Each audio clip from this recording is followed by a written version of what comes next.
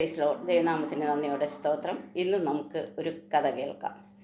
കഴിഞ്ഞ ആഴ്ച നാം ഏലിയാവിന് ഭക്ഷണം കെരീത്ത് തോട്ടിലേക്ക് ഭക്ഷണം കൊടുത്ത കാക്കയെക്കുറിച്ചാണ് നമ്മൾ കേട്ടത്. എന്നാൽ ഏലിയാവ് എങ്ങനെയാണ് കെരീത്ത് തോട്ടിൽ വന്നതെന്നും അതിനെന്താണ് കാരണമെന്നും ഒന്ന് നമുക്കറിയണ്ടേ. അപ്പോൾ ആ കഥ നമുക്കിന്ന് വേറൊരു കാക്കയിൽ കൂടെ കേൾക്കാം. പിന്നെ ആ കാക്ക തന്നെ ആ കഥ പറയുന്നുണ്ട്. നമുക്ക് ആ കഥ കേൾക്കാം. ആരും ഒരിക്കലും ഇഷ്ടപ്പെടാത്ത ഒരു പക്ഷിയാണ് കാക്ക. ഈ കാക്കയ്ക്ക് നമ്മളോടൊരു എന്തോ പറയുവാനുണ്ട്. ഒരു കാക്കയായി പിറന്നതിൽ ദുഃഖിക്കാത്ത ഒരു ദിവസം പോലും ഇല്ല, എൻ്റെ ജീവിതത്തിൽ ഉണ്ടായിരുന്നില്ല. ഇന്നും പതിവ് പോലെ മൂടി പുതച്ച് കിടന്നു. പുറത്തു പോയിട്ട് എന്ത് ചെയ്യാനാണ്? എന്നും പരിഹാസവും ഒറ്റപ്പെടുത്തൽ. മടുത്തു ഈ ജീവിതം. ഇന്നും ഈ കൊട്ടാരത്തിൽ തന്നെ കിടക്കാം. 3 നേരം വല്ലതും കഴിക്കാനെങ്കിലും കിട്ടുമല്ലോ. കൊട്ടാരം എൻ്റെ സ്വന്തമൊന്നുമല്ല കേട്ടോ. ആഹാബ് രാജാവിൻ്റെ കൊട്ടാരത്തിൻ്റെ തട്ടിൻ പുറത്താണ് ഞാനിപ്പോൾ താമസിക്കുന്നത്. ഇന്ന് പതിവില്ലാതെ രാജാവിൻ്റെ മുന്നിലൊരു ബഹളം. ആരോ രാജാവിൻ്റെ മുന്നിൽ വിരൽ ചൂണ്ടി സംസാരിക്കുന്നു. ഞാൻ ചെവിയോർത്തു. ഏതോ തിശ്ബിനായ ഏലിയാവ് എന്നൊക്കെ പറയുന്നുണ്ടല്ലോ. ഈ വർഷം അയാൾ പറയാതെ മഴ പെയ്യില്ലെന്നാണല്ലോ പറയുന്നത്. ഇന്ന് എന്തെങ്കിലും സംഭവിക്കും. ഈ ആഹാബ് രാജാവ് ആളൊരു ഭയങ്കരനാണ് കേട്ടോ. കഴിഞ്ഞ ദിവസം രാജാവിൻ്റെ തെറ്റ് ചൂണ്ടിക്കാട്ടിയ മന്ത്രിയെ ഒറ്റവെട്ടിന് കൊന്നതാണ്. ഇന്ന് ഏലിയാവിൻ്റെ തല മണ്ണിലുരുളും. പക്ഷേ പ്രവാചകൻ തൻ്റെ ഇടത്തോടെയാണ് പറഞ്ഞിട്ട് പോകുന്നത്. രാജാവ് അസ്വസ്ഥനാകുന്നുണ്ടല്ലോ. അങ്ങോട്ടും ഇങ്ങോട്ടും ദേഷ്യത്തിൽ ഉലാത്തുന്നുണ്ട്. എനിക്കൊന്നും മനസ്സിലായില്ല. എന്തെങ്കിലും ആകട്ടെ എന്ന് കരുതി ഞാൻ ഉറങ്ങാൻ കിടന്നു. വല്ലവരുടെയും കാര്യത്തിൽ ഞാൻ എന്തിനാണ് ഇടപെടുന്നത്? എല്ലാവരും അങ്ങനെ തന്നെയാണ്, അവനവൻ്റെ കാര്യം മാത്രം. ചില ദിവസങ്ങൾക്ക് ശേഷം മഴ പെയ്യാതിരുന്നപ്പോഴാണ് ഞാൻ ശ്രദ്ധിച്ചത്. ആ മനുഷ്യൻ സത്യത്തിലൊരു പ്രവാചകനായിരുന്നു. സർവശക്തനായ ദൈവത്തിൻ്റെ ദൂത് രാജാവിനോട് അറിയിച്ചത്രേ. സംഗതി സത്യമായി രാജ്യത്ത് മഴയില്ല. രാജ്യം മുഴുവനും വറ്റി വരണ്ടു. വലിയ ക്ഷാമം. ജനങ്ങൾ വലഞ്ഞു. പട്ടിണി കൊണ്ട് ആളുകൾ മരിക്കാൻ തുടങ്ങി. പ്രജകൾ ആഹാബ് രാജാവിനെ ശപിക്കാൻ തുടങ്ങി.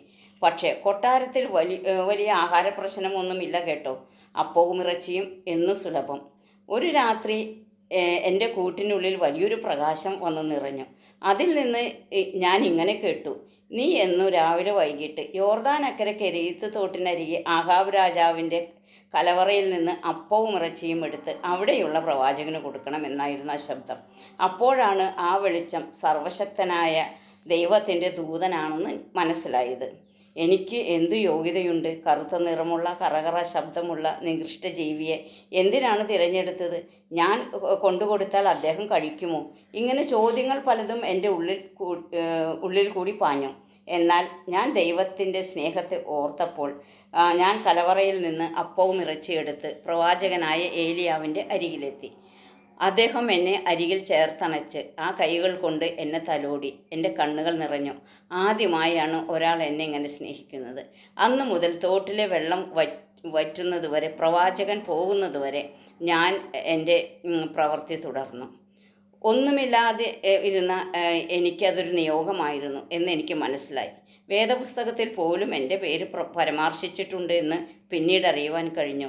എല്ലാവരും നിന്ദിച്ചപ്പോഴും ഒറ്റപ്പെടുത്തിയപ്പോഴും സ്വർഗത്തിലെ ദൈവം എന്നെ മാനിച്ചു. ദൈവം നിങ്ങളെ എത്രയധികം മാനിക്കും ദൈവമക്കളെ. നമുക്ക് ദൈവശബ്ദം കേൾക്കുവാനായി ഒരുങ്ങിയിരിക്കാം. ദൈവനാമത്തിന് നന്ദിയോടെ സ്തോത്രം. ഈ കഥ നാം കഴിഞ്ഞ തവണ പറഞ്ഞ കഥയോട് സാമ്യമുള്ള കഥയാണ്. എങ്കിലും ഏത് കാരണത്താലാണ് ഏലിയാവ് കെരീത്ത് തോട്ടിനരികിൽ എത്തിയതെന്ന് നമ്മൾ കഴിഞ്ഞ കഥയിൽ നമ്മൾ കേട്ടില്ലല്ലോ. ആ കഥയാണ് നാം ഇവിടെ കേട്ടത്. കെരീത്ത് തോട്ടിലെ ആഹാബ് രാജാവിൻ്റെ മുന്നിൽ നിന്ന് പോയ ഏലിയാവ് കെരീത്ത് തോട്ടിനരികെ അവിടെ ഒളിച്ചിരുന്നു. ആ തോട്ടിൽ നിന്ന് വെള്ളം കുടിച്ചു. കാക്കയെ കൊണ്ട് അപ്പവും ഇറച്ചിയും ദൈവം 3 നേരം കൊടുത്തു വിട്ടു. എന്നാൽ ദൈവമക്കളെ, നാം ഇതിൽ നിന്നൊക്കെ പഠിക്കുന്നത് എന്താണെന്ന് വെച്ചാൽ, ദൈവത്തിനെ ആരെ എപ്പോൾ ഉപയോഗിക്കണമെന്ന് നാം കഴിഞ്ഞ കഥയിലൊക്കെ അത് തന്നെയാണ് പഠിച്ചത്. ദൈവം എങ്ങനെയാണ് നമ്മെ ഉപയോഗിക്കുന്നത്, എങ്ങനെയാണ് നമ്മെ സംരക്ഷിക്കുന്നത്. അപ്പോൾ ഏലിയാവിനെ സംരക്ഷിച്ച കഥ അതൊരു സംരക്ഷണമായിരുന്നു. ഏലിയാവിനോട് കെരീത്ത് തോട്ടിൽ ചെന്നിരിക്കാൻ പറയുകയും ഒളിച്ചിരിക്കാൻ പറയുകയും തോട്ടിലെ വെള്ളം കുടിക്കുവാനും അപ്പവും ഇറച്ചിയും കഴിക്കുവാനെല്ലാം അത് ഏലിയാവിന് ദൈവം കൊടുത്തൊരു സംരക്ഷണമാണ്. കാക്കയുടെ ഒരു നിയോഗമായിരുന്നു ഏലിയാവിനെ ആ ഭക്ഷണം കൊണ്ടെത്തിക്കുക എന്നുള്ളത്. എന്നാൽ ദൈവം, ഇതാണ് ദൈവത്തിൻ്റെ അത്ഭുതമായ പ്രവൃത്തി. ദൈവം ആരെയൊക്കെ എവിടെയൊക്കെയാണ് ദൈവം കാത്തു സൂക്ഷിക്കുന്നത് നമുക്കറിയില്ല. നമുക്ക് ഇപ്പോൾ ഏലിയാവിനെ കുറിച്ച് വീണ്ടും അനേക കഥകളൊക്കെ നമ്മൾ കേട്ടിട്ടുണ്ട്. ഏലിയാവ് ഗുഹയിൽ ഒളിച്ചിരുന്നത്, അങ്ങനെ പലതൊക്കെ, അങ്ങനെ പല അത്ഭുത കാര്യങ്ങളും ഏലിയാവിനെ കുറിച്ചും നാം കേട്ടിട്ടുണ്ട്. അതുപോലെ തന്നെ നമുക്കും നമ്മുടെ ജീവിതത്തിലും ഇങ്ങനെ ചില അത്ഭുതങ്ങളൊക്കെ കാണുക മാത്രമല്ല, നമുക്ക് അനുഭവിച്ചറിയണ്ടേ. നമുക്ക് ദൈവം നമ്മെ എങ്ങനെ സൂക്ഷിക്കുന്നത്, ദൈവം മറ്റുള്ളവർക്ക് എങ്ങനെയാണ് നമ്മെ ഒരു ഉപകാരമാക്കി തീർക്കുന്നത്, ഏത് വിധത്തിലാണെന്നൊക്കെ നമുക്കൊന്ന് അനുഭവിച്ചറിയണ്ടേ. നമുക്ക് കഥകൾ കേട്ടത് കൊണ്ടോ അല്ലെങ്കിൽ ബൈബിളിൽ നിന്നുള്ള കഥകൾ കേട്ടത് കൊണ്ടോ ഒന്നും നമുക്കതിൽ കാര്യമായി. നമ്മുടെ ജീവിതത്തിൽ അത് അനുഭവിച്ചറിയണമെങ്കിൽ നാം ദൈവവുമായി കൂടുതൽ അടുപ്പമുള്ളവരായിരിക്കണം. അതുകൊണ്ട് പ്രിയമക്കളെ, ഞാൻ ഈ ഒരു കാര്യം പറയാം. ഞാൻ പല തവണയും പറഞ്ഞിട്ടുള്ളതാണ്. ദൈവവചനം വായിക്കുക, പഠിക്കുക, സൺഡേ സ്കൂളിൽ പോകുക, അതുപോലെ തന്നെ പ്രാർത്ഥിക്കുക. ഇതൊക്കെ ദൈവത്തിന് ഇഷ്ടമുള്ളൊരു കാര്യമാണ്. അപ്പോൾ ദൈവം നമ്മെ ഓരോ കാര്യങ്ങൾ ഏൽപ്പിക്കും. ഓരോ കാര്യം എന്ന് പറയുമ്പോൾ നിങ്ങളിപ്പോൾ പലപ്പോഴും വിചാരിക്കും, നിങ്ങൾ കുട്ടികളല്ലേ, എന്നെക്കൊണ്ട് എന്ത് കാര്യമാണ്. അത് പല കാര്യങ്ങളും ദൈവത്തിന് ചെയ്ത് തീർക്കാനുണ്ട്. ഒരു പക്ഷേ ആരോടെങ്കിലും ദൈവത്തെക്കുറിച്ച്, ഏതെങ്കിലും കൊച്ചിന് എന്തെങ്കിലും പ്രശ്നങ്ങളൊക്കെ വരികയാണെങ്കിൽ ആ കൊച്ചിന് ദൈവത്തെക്കുറിച്ചൊന്ന് പറഞ്ഞു കൊടുക്കുക. ഇങ്ങനെ ഒരു ദൈവമുണ്ട്. നാം പഠിച്ചല്ലോ, നൈമാൻ്റെ വീട്ടിൽ വേലക്കാരിയായിരുന്ന ആ കൊച്ച്, അവൾക്ക് എത്ര വയസ്സായിരുന്നു? 10 വയസ്സായിരുന്നു. ആ കൊച്ചാണ് ഇത്രയും വലിയ രാജ്യത്തെ രക്ഷിച്ചത്. അപ്പോൾ ആ രാജ്യത്തെ രക്ഷിക്കുവാൻ വേണ്ടി ദൈവം തിരഞ്ഞെടുത്തതാണ് ആ കൊച്ചിനെ. അതുപോലെ നിങ്ങളെയും ദൈവം തിരഞ്ഞെടുക്കുക. അതിനുവേണ്ടി നമുക്ക് പ്രാർത്ഥിക്കാം. നമുക്ക് എപ്പോഴും ഞാൻ പറയാറുള്ളത് പോലെ ഒരുങ്ങിയിരിക്കണം. എപ്പോഴാണ് ദൈവം വിളിക്കുക എന്നിപ്പോൾ കാക്ക എപ്പോഴാണ് വിളിച്ചത്?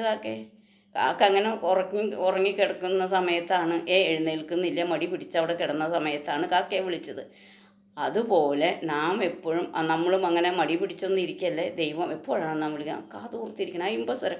കാരണം ഈ ലോകത്തിലുള്ള ശബ്ദങ്ങളൊക്കെ നമ്മുടെ കാതുകളിലൊക്കെ വന്ന് അലയ്ക്കുമ്പോൾ നമുക്ക് മറ്റുള്ള ചെറിയ ശബ്ദങ്ങളൊന്നും കേൾക്കില്ല. വലിയ വലിയ കോലാഹലങ്ങളൊക്കെയല്ലേ നമ്മൾ കേട്ടുകൊണ്ടിരിക്കുന്നത്. അപ്പോൾ നമുക്ക് കേൾക്കുവാനുള്ളത് ദൈവത്തിൻ്റെ ഇമ്പസ്വരമാണ്. ആ ഇമ്പസ്വരം കേൾക്കാൻ നമ്മെപ്പോഴും എന്ത് ചെയ്യണം? കാതോർത്തിരിക്കണം.